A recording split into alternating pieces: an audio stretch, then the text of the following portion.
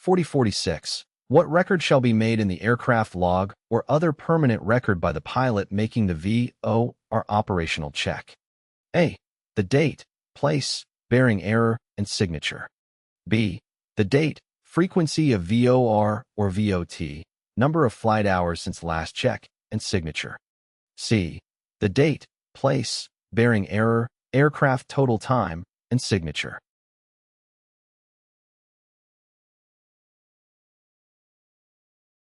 The correct answer is A. When conducting a VOR operational check, the pilot is required to record certain information in the aircraft log or other permanent record. This includes date of the operational check place where the check was performed, bearing error observed during the check. Pilot's signature recording this information ensures a record of the VOR operational check, which is important for maintaining accurate navigation equipment and complying with regulatory requirements.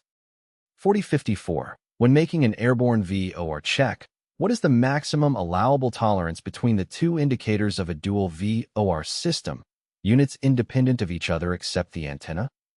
A. 4 degrees between the two indicated bearings of a VOR. B. Plus or minus 4 degrees when set to identical radials of a VOR. C. 6 degrees between the two indicated radials of a VOR.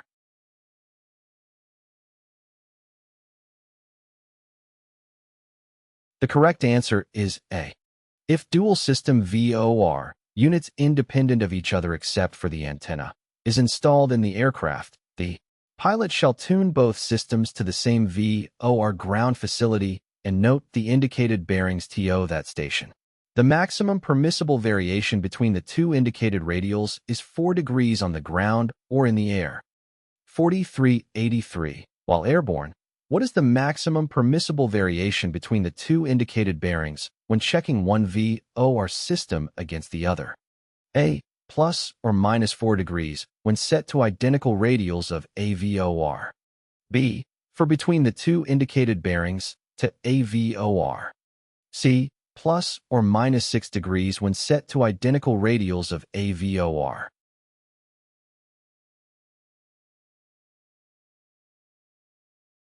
The correct answer is A. If double framework VOR, units free of each other but for the receiving wire, is introduced within the flying machine, the pilot may check one framework against the other. Both frameworks should be tuned to the same VOR ground office and note the shown orientation to that station. The greatest reasonable variety between the two demonstrated heading 4 degrees on the ground or within the discuss. 4377. How should the pilot make a VOR receiver check when the aircraft is located on the designated checkpoint on the airport surface? A. Set the OBS on 180 degrees plus or minus 4 degree. The CDI should center with a from indication. B. Set the OBS on the designated radial. The CDI must center within plus or minus 4 degree of that radial with a from indication. C. With the aircraft headed directly toward the VOR and the OBS set to 000 degree, the CDI should center within plus or minus 4 degrees of that radial with ATO indication.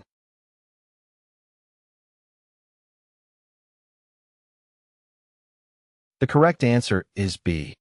By setting the OBS, Omni Bearing Selector, on the designated radial and ensuring that the CDI, Course Deviation Indicator, centers within plus or minus 4 degrees of that radial with a from indication, the pilot can verify the accuracy of the VOR receiver. This check helps ensure that the VOR receiver is properly calibrated and providing accurate navigation information. 4386. Where can the VOT frequency for a particular airport be found? A. On the IAP chart and in the Chart Supplements U.S. B. Only in the Chart Supplements U.S. C. In the Chart Supplements U.S. and on the A/G voice communication panel of the en route low altitude chart.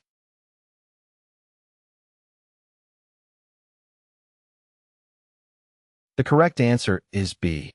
Areas of airborne checkpoints, ground checkpoints, and VOTs are published within the Chart Supplements U.S.